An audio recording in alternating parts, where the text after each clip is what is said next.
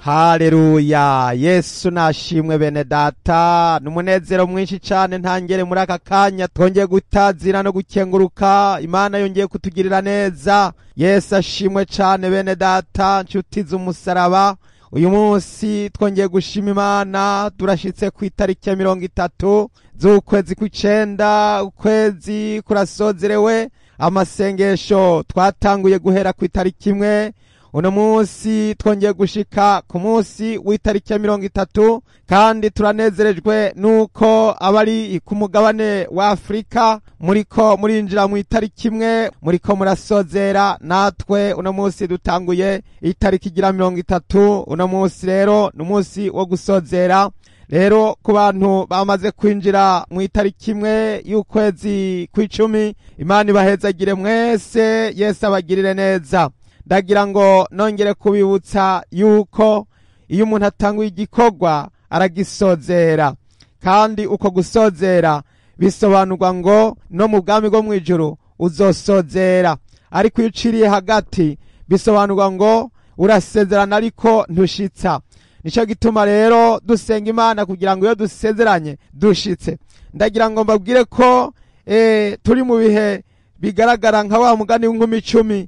Umwami Yesu yabwiye abigishwa biwe yuko ubwami bwo mwijuru buzogereranywa n'inkumi 10 zagiye gusanganira umukwe zigenda zijanye amatara. Ariko Yesu arababwira ngo 5 muri bo bari bijuju, bandi 5 bari abanyabwenge. Kuba ikijuju ni ukuvuga ngo urasezerana ariko ntushitsa. Ivy'Imana urabizi ariko ntushaka kubishira mu ngiro. Mwemu yari aratanzwe ariko ntushaka kumukoresha.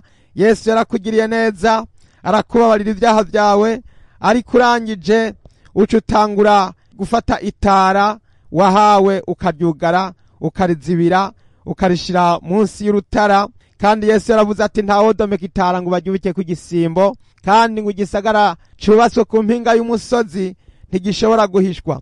Yesu acira umugani abigishwa biwe ati ico gihe ubwami bwo mwijuru buzosa n'inkumi 10. Imana ishimwe cyane. Matayo 25 umurongo wa mbere haravuga ngo ico gihe ubwami bwo mwijuru buzosa n'inkumi 10 zajanye amatara yazo baja gusanganira umukwe. 5 muri bo bari bijuju, bandi 5 bari abanyabwenge.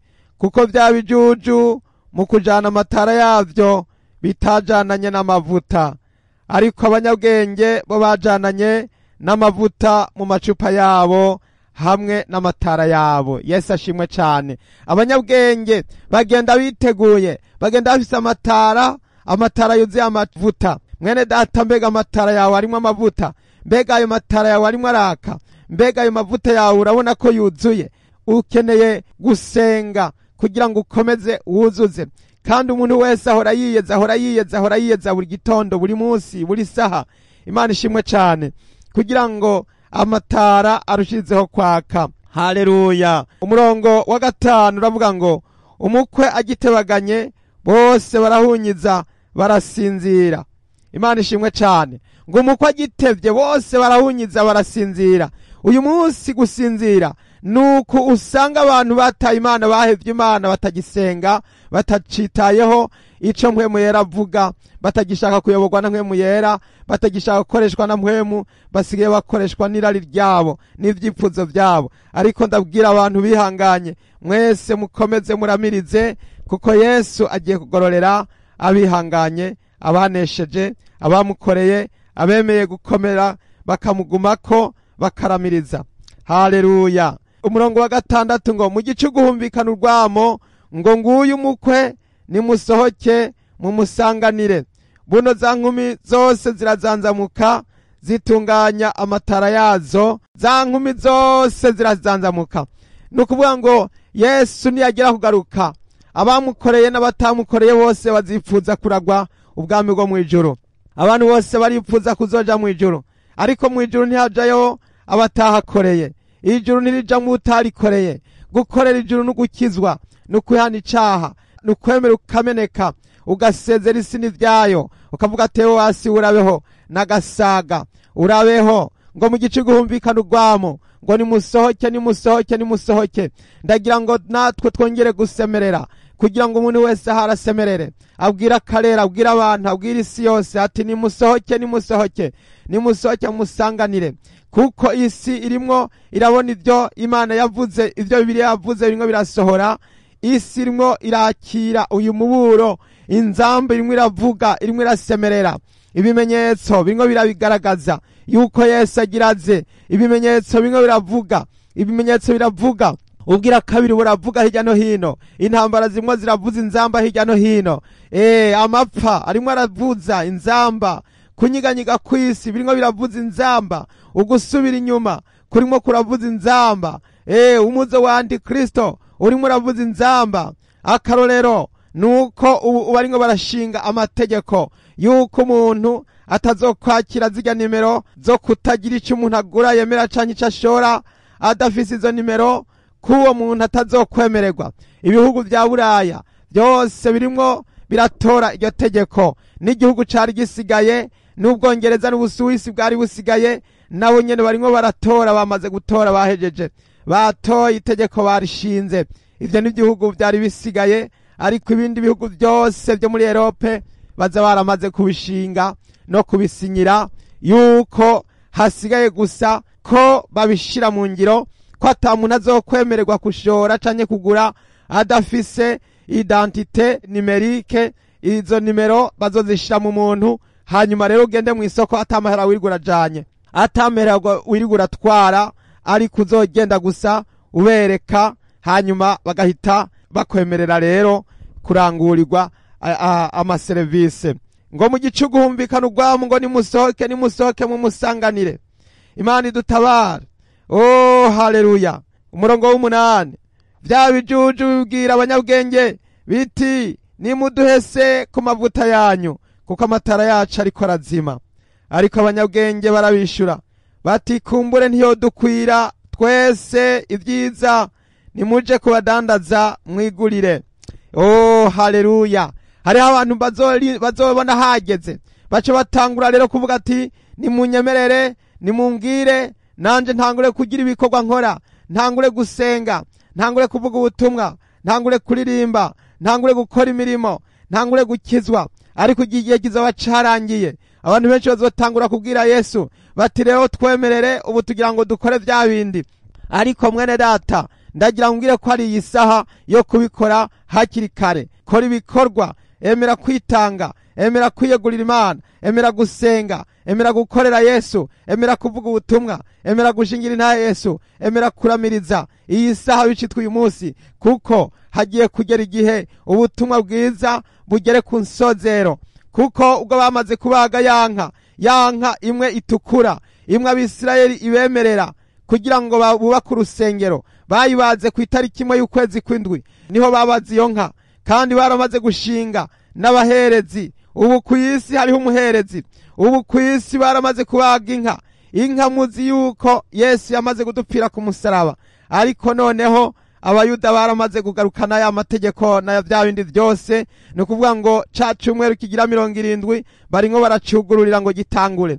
Iki cumweru nico kizobamwe ibintu bikomeye cyane, kizobamwe ibintu bikomeye, kuko nico cumweru kizoza gutegekwamwo na Antikristo, azo kwicara mu rusengero abayuda bagira ngo bubake. Hanyuma rero nkuko Yesu yabivuze ati nimwabona ikizira cy'ubuyobe bw'ugesera gihagaze ahantu hera cavuzwe na Daniyeli yavugishwa n'Imana, usoma niyubare. Iki cumweru nike kizobamwe babashinga ntaye babiri babavugishwa n'Imana, bazoza kuvuga ubutumwa iminsi 1260 bambaye amagunira. Aho rero niho bizogaragarira ko ubutumwa bwiza buzaba busubiye muri Isirayeli.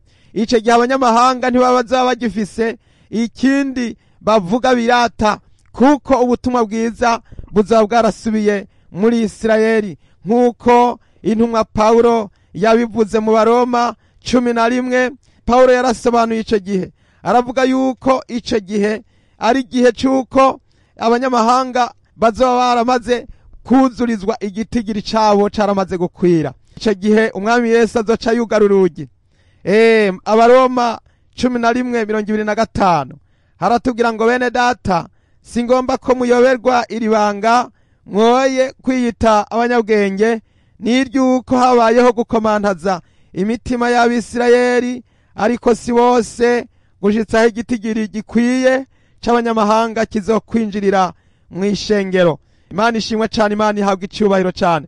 Hariho igitigiri c'abanyamahanga kizokwinjira maze urugi ruce rwugagwa.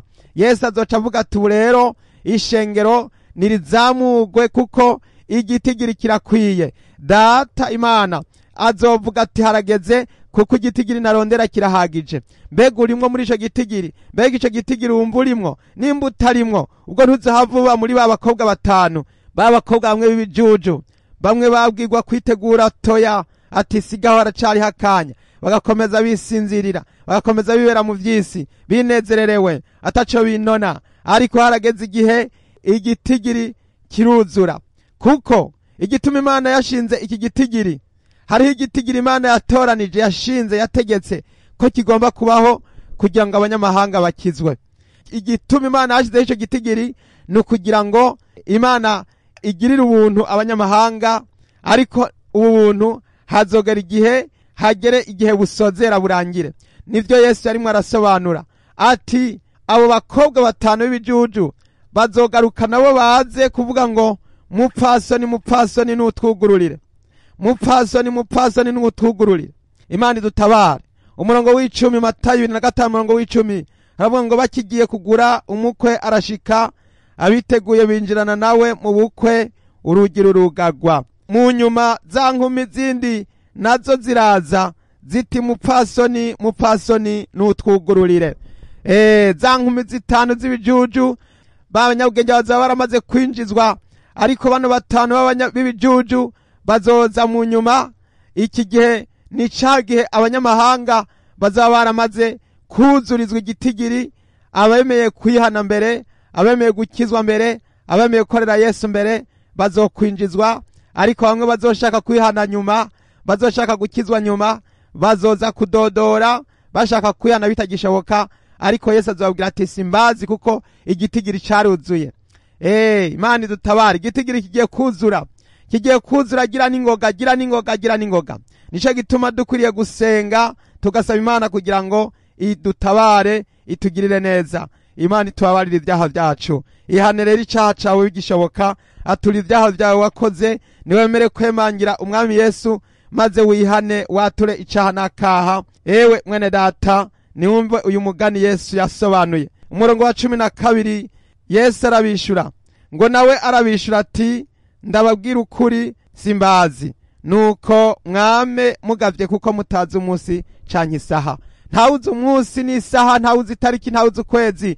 Abantu benshi bamwe barapanze baravuga ko bizoba ku itariki 23 z'ukwezi kw'icenda kwaheze, izi tariki zarangiye.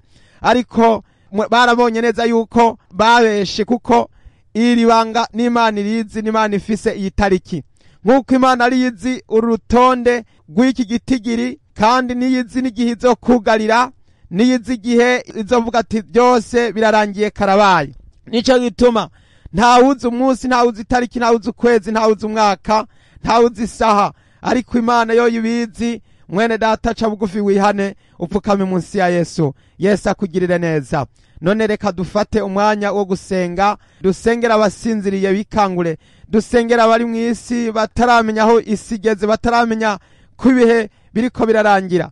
Ibimenyetso biringo birarangira, ubutumwa bugira busubire muri Isirayeli, bagira ngo bubake rwa rusengero, ariko nubwo bagubaka bazoruboneramwo ibyago bikomeye, kuko banse kwakira Yesu bigishoboka, banse kwakira Yesu hakiri kare. Bazogira baragubaka, Antikristo aca guyicaramwo. Mwene data, ibihe tugiye kwinjiramwo ntabwo ari ibihe by'uko umuntu yovuga ngo azihanejo. Ihana ubu, ihana iyi saha, pfuka amahuri wihane, akira Yesu. Tugiye gusenga, akira Yesu mu mutima, akira Yesu. Yesu arakugomba, Yesu arakugomba. Yesu aravuga ati ngwino mwana wanje, ngwino, ngwino, ngwino, ngwino kwa Yesu, ngwino kwa Yesu. Mbega urororeye iki? Uca bucana yandi, iyi si ugiye kuyivamwo. Nutabigira Yesu hakiri kare, Yesu azokwihakana. Yesu azovuga ati sinkuzi, azovuga ati simbazi, mviraho mwankozi z'ibiziramwe, mviraho simbazi. Imana idutabare. None reka dusenge. Mana Data wo mwijuru, ndagushimiye, ndagukengurukiye Mana nziza, Mana yera.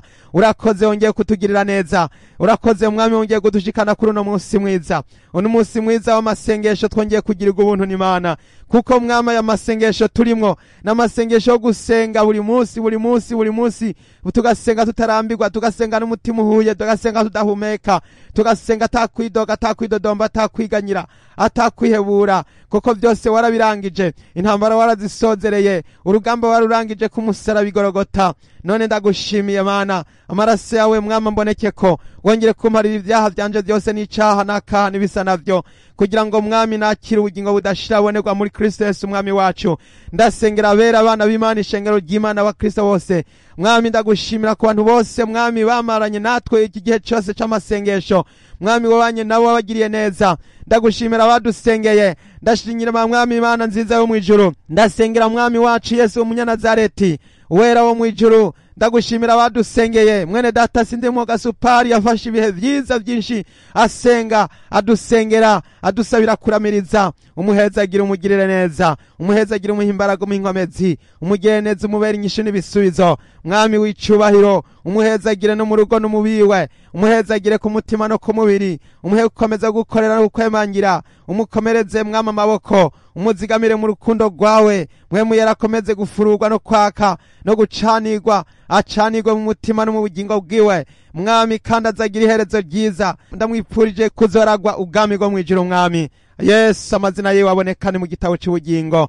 Ndagushimiye mwami wanje Yesu Kristo Munyanazareti, kuri mwene data Nosiyate mwami, ndamushize mu biganza byawe mwami, yasenze atiziganya mwami, yakomeje guramiriza, yakomeje gushishikara, akabandanya gasenga, akakomeza gasenga mwami, ndamushize mu biganza, umukomereza amaboko, umuhezagire n'abana biwe n'urugo rwiwe n'umugabo wiwe, umuhezagire mu bikorwa by'ubukorwa gukorera mu buzima bwa misi yose mwami, ukomeze kumuzigama no kumurinda, dataramuje ibitero by'imyuka mibi by'abadayimoni mwami, vyoza byose bimuhiga bimuhama, bitsindwe bitogira ububasha.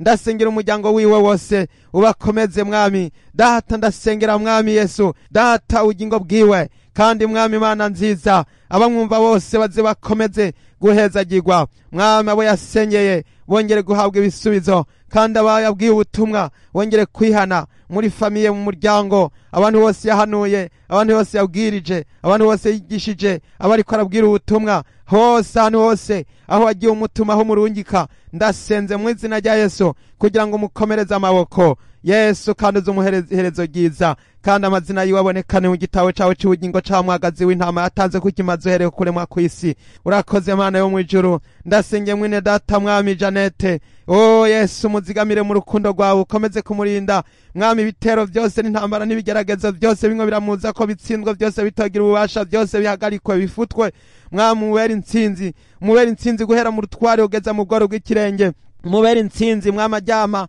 umubera intsinzi avyutse, umubera intsinzi ku mutaga, umubera intsinzi ku mugoroba, umubera intsinzi bukeye, umubera intsinzi bwije, umubera intsinzi mwami Yesu n'urugo rwiwe. Ndamusengera urugo rwiwe ruhe amahoro, ruhe imigisha, umuha amahoro, umuha imbaraga zo gukomeza gukora nizo gusenga, kandi mwami ubugwayi bwiwe umukize bwose, kandi umurindi ibitero byose biva bikagera byose byongere mwami gutsindwa, byose bifutwe bihagarikwe mu izina rya Yesu. Turagutabaje mwami, wongere kumubera intsinzi n'inyishu n'ibisubizo mu izina rya Yesu. Mwami wanje Mana yanje, imitwaro yose mwami n'imbere ziwe wongere kwimukure imbere, wongere kumuremura imitwaro yose, umwakire imitwaro, wongere kumva gusenga kwiwe mwami Yesu Kristo, ukomeze kubana nawe mwami w'icubahiro. Abo yahezagiye mu masengesho, abo yahezagije mu ndirimbo, abo yahezagiye, abo yahanuye, abo yigishije, abo yabwiye ubutumwa, abo yatumwe ko akabashikiriza imburi mwami, ibyo yavugishijwe n'Imana, ibintu byinshi yagiye akoreshwa mwami Yesu Kristo, uzimwibukire ko mwami nk'ukugororoka mwami, azagirira iherezo ryiza, azosozere neza, azorangize neza, amazina yiwe abonekane mu gitabo cawe cy'ubugingo cawe mwagazi w'intama yatanzwe kukimaze uhereye kuremwa kw'isi. Mana yo mwijuru, wera wo mwijuru, ndasenge mwene data Severino, ndamukuragije, ndamukweretse mwami, umuzigamire mu rukundo rwawe, hari iyo bari mu makambi y'impunzi mwami, umuzigame mukomereza amaboko, mwe ukomeza gukorera kukuvugira mwami, yarafashe ibihe bikomeye byiza byo gukomeza no kuramiriza mwami muri iki gikorwa c'amasengesho, nkuko yama bikora mwami, niko yakomeje yakomeje ahimiriza abantu avugira ati yemwe bantu musinzire nimwikangure, ati yemwe bantu mutari ngo muradufasha amasengesho, muri hehe muriko murakora iki? Ati nimusenge nimusenge nimusenge. Ati ndashimira abaringo barasenga n'abaringo baraduha ubutumwa. Ati ndashimira abantu bose baringo baritanga. Ati namwe abasigaye murindiriye iki, muringo murakora iki? Nuko rero mwami ndasenze mwami kugira ngo zimwibukire kabo yahimirije abo yigishije abo yahanuye abo ariko arabwira ubutumwa, ibikorwa arimo aragukorera mwami Yesu, abantu bose arimo arasengera mwami Yesu Kristo zubimwibukire ko mwami Yesu zumuhe kurangiza neza, amazina yiwe abonekane mu gitabo cyawe cy'ubugingo mwami,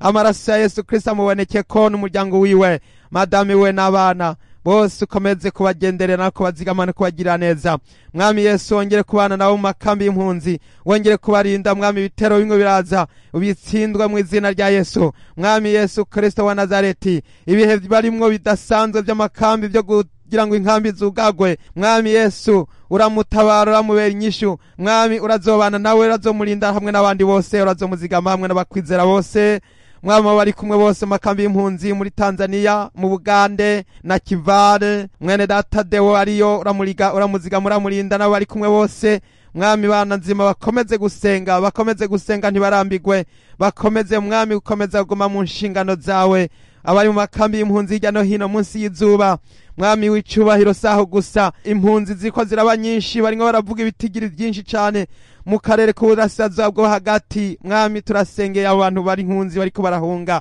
mwami Yesu Kristo, muri Ukraine impunzi ziri hirya no hino, impunzi ziko ziraba nyinshi kubw'intambara nyinshi zirimo ziratera mwami, muri Kongo mwami, mu Burundi impunzi z'abanyekongo mwami, izo mpunzi zose mwami turazisengeye, ndasengeye abantu uburyo bwose, ndasengeye abantu bose barimwo barahura n'ivyago n'ibigeragezo mwami, wongere kubagenderera no kubazigama no kubagirira neza mwami w'icubahiro cyane cyane mwami, bariko barumviye inzambi iriko irasemerera, bongere data buja gutega amatwi no kumviriza, kugira ngo ari we wese ahite afata umwanzuro, afata isaha yo kwihana, afata umwanya wo guca bugufi, yatura icaha n'icaha n'igisa n'icaha yihane mwami. Ndasengera bariko barihana ivyaha vyabo bose, abantu bose bariko baratura ivyaha n'ibicumuro, wongere kubazigama no kubarinda no kubagirira neza, wongere kubatabara no kubabera intsinzi n'ibisubizo mu izina rya Yesu, wongere kubafasha no kubana nabo. Ndasengera abakeneye guhabwa amavuta amwe mu yera n'umunaguro n'ikanguro, wongere kuwuzuriza mu macupa yabo amavuta mwami, amatara yabo yame yaka mwami w'icubahiro, kugira ngo niwaza uzosange bagutegereje, bakurorereye, bari maso, biteguye, bagavye, kandi mwami Yesu Kristo bitegure Yesu mwami, urugi rugiye kugagwa nk'uko wabivuze, wagiye ubisobanura mu buryo butandukanye mwami, warabisobanuye, nta na kimwe cahishijwe canyegejwe, byose biri imbere y'amaso yacu mwami Yesu Kristo. N'intumwa Paulo nawe nyene yongera abivuga yuko hari igitigiri mwami data buja wera c'abanyamahanga kizorangizwa kigasozegwa kikinjira mu ishengero, hanyuma urugi rukugagwa, hanyuma mwami agakiza kagasubira mwami mu Bisirayeli, kugira ngo Imana yongeye kubagirira neza mwami wanje, Mana yanje. Ndasengera abanyamahanga, ndasengera umugeni wa Kristo, ndasengera mwami Yesu abana b'Imana aho bari hose mu mfuruka zine z'isi, abakristo bari ku mugabane wa Afrika, abakristo bari ku mugabane wa Amerika, abakristo bari ku mugabane wa Aziya, muri Europe hose no muri Australia, abemera kwihana bose bagasezera isi n'ivy'isi, ndabashize mu biganza vyawe, wongere kubagenderera kugira ngo mwami bakire umwami Yesu bigishoboka, kwabonwa bihane hakiri kare, bakira agakiza bigishoboka,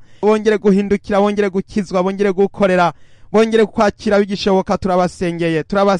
Turabasengeye mwami, ndabashize mu biganza vyawe, wongere kubagirira neza. Urakoze mwami kumvisa amasengesho, urakoze kumvisa ugusenga, urakoze ko mwami ari we nyisha, ari we gisubizo, nukuri ndabinezerewe, ndabishimiye mwami Yesu. Nsozereye nshima nkenguruka ntazira mwami, mvuga nti haleluya, urera uri Imana isumba byose, uri umwami w'abami, uri umunyabushobozi, uri umunyabutwari, umunyabuhizi w'inkomezi, ni wewe ukora ibitangaza wenyene, ni wewe ukiza abagwayi, ni wewe uzura abapfuye, ni wewe utabara bari mu magorwa yose. Ndagushimira ko ari wumva amasengesho yacu kandi ukatubera inyishu n'igisubizo. Ndagushimira kuntu wabanye natwe mwami Imana nzima muri uku kwezi kose kw'amasengesho mwami, ku bantu bose batanguye bakaba bariko barasozera mwami, ndagushimira egome mwami. Kandi mwami Yesu ntidusozereye, ariko turabandanije gusenga, kuko dukomeza mwami Imana nzima guhagarara no kuba maso no kugaba no kwitegura kuko atawuzi umunsi n'isaha. Mwami wanje Mana yanje urakoze Yesu. Haleluya. Ndagushimiye ndagukengurukiye Mana isumba byose. Izina ryawe rishemagizwe rihimbazwe hereye none kugeza ibihe bitazoshira. Mu izina ry'umwami wacu Yesu Kristo ndavyambaje nshima. Amen. Yesu ashimwe cyane. Haleluya. Imana ibahezagire. Mwari kumwe na mwene so Mbonimpa Abeli. Mukomeze kororanirwa. Yesu abagirire neza. Amen.